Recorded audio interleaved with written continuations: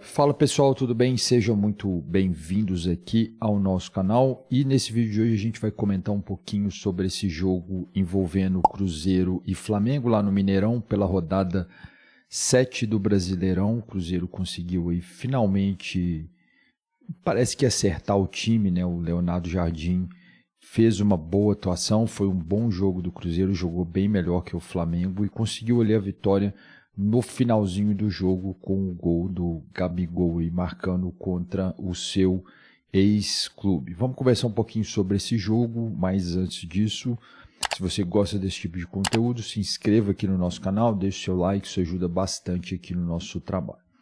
Pois bem, pela rodada 7 lá no Mineirão foi um jogo de casa cheia, a torcida do Cruzeiro bem presente ali, e isso é importante. O Cruzeiro vem bem no Campeonato Brasileiro, na Sul-Americana vai mal, no Campeonato Mineiro vai mal, todo esse momento conturbado que vive o Cruzeiro, né? Mas no Campeonato Brasileiro isso não influenciou muito e o time vem conseguindo desempenhar bem. Eu já comentei aqui em outros vídeos, eu acho que se a gente for pensar no Campeonato Brasileiro esse ano, está sendo um campeonato muito equilibrado, mas de certa forma nivelado por baixo, né? E a equipe do Cruzeiro mesmo era uma equipe que está ali no G4, mas eu mesmo não acreditava que fosse continuar ali por muitas rodadas, mas os jogos estão acontecendo e a gente está vendo que está tendo um certo equilíbrio, né? Flamengo e Palmeiras são os melhores times, mas um jogo como esse ali, né? O Flamengo perdeu pontos ali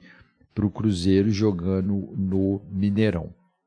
Bom, falando do jogo, né? Foi um jogo que desde o começo o Cruzeiro foi ali mais efetivo, pressionou mais, e aí o Caio Jorge marcou um gol logo no começo ali, e foi um belo gol ali de fora da área, ali, uma jogada ali individual, meio que ele acreditou na jogada, meio que é a característica importante ali de que você tem de um centroavante, né? Aquele cara que acredita na jogada, que sempre que tem oportunidade finaliza em gol, né? E aí ele fez um belíssimo gol ali no primeiro tempo.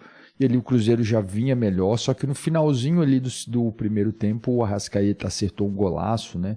E empatou o jogo, né? E aí ficou aquele clima, né? Pô, a gente tá jogando contra um grande clube, né? Contra um grande time e expectativa de que a coisa fosse ficar complicada. Então o jogo ficou ali equilibrado no segundo tempo.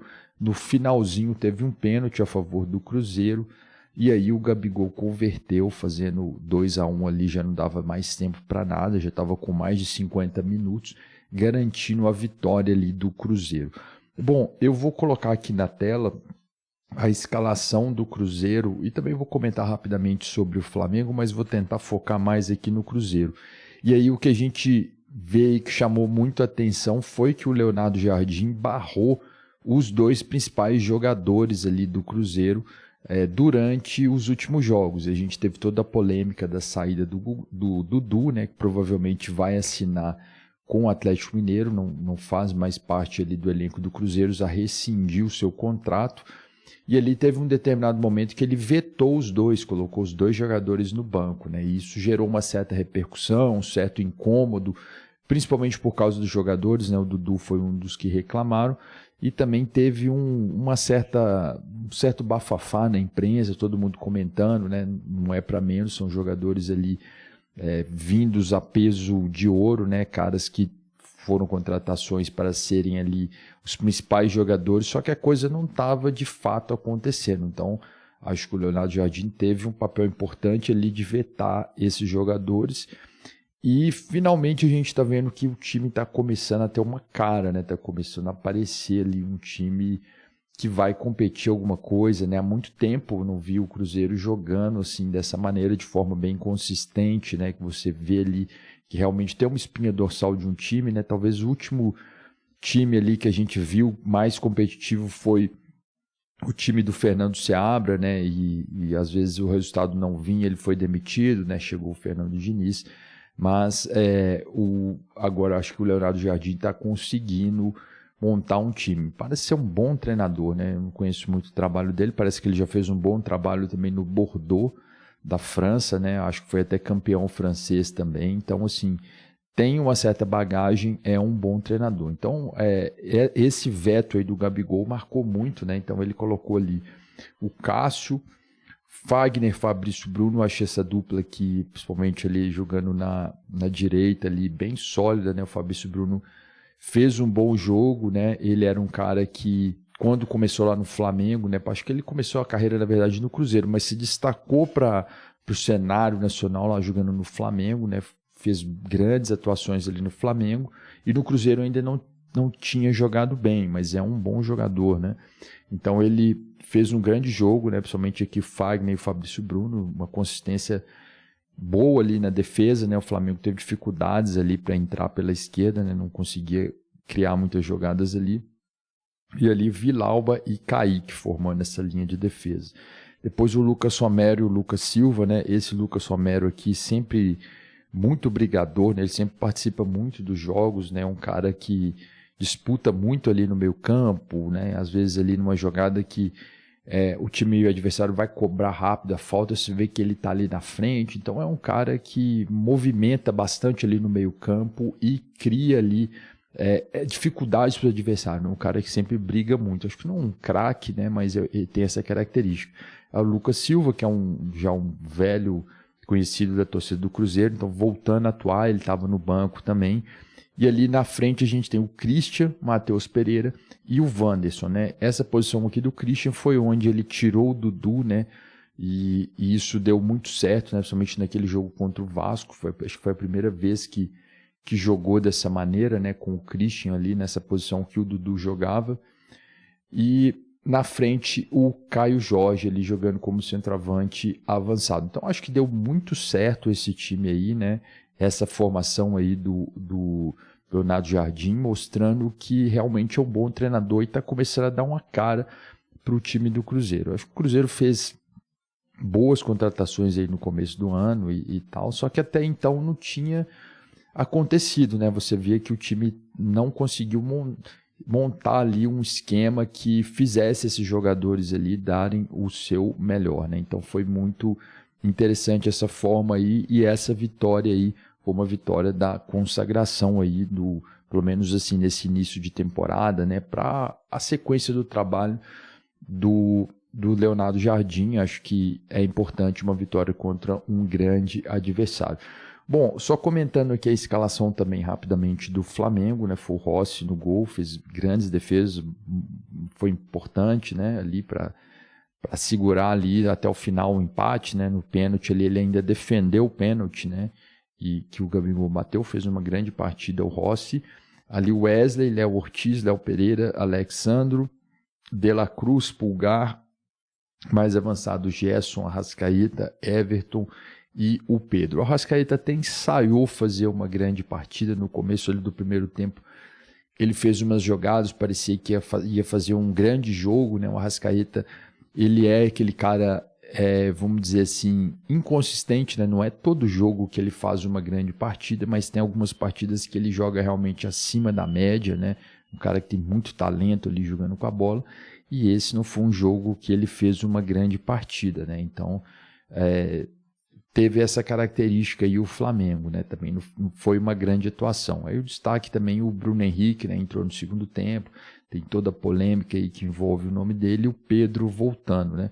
Acho que o Flamengo não fez uma grande partida, mas o que a gente tem visto é o equilíbrio aí no futebol brasileiro, né? Uma equipe como o Flamengo, que era para estar amassando todo mundo, né? Bem à frente dos adversários, se a gente pensar no elenco que eles têm, né? Um elenco muito mais caro, né?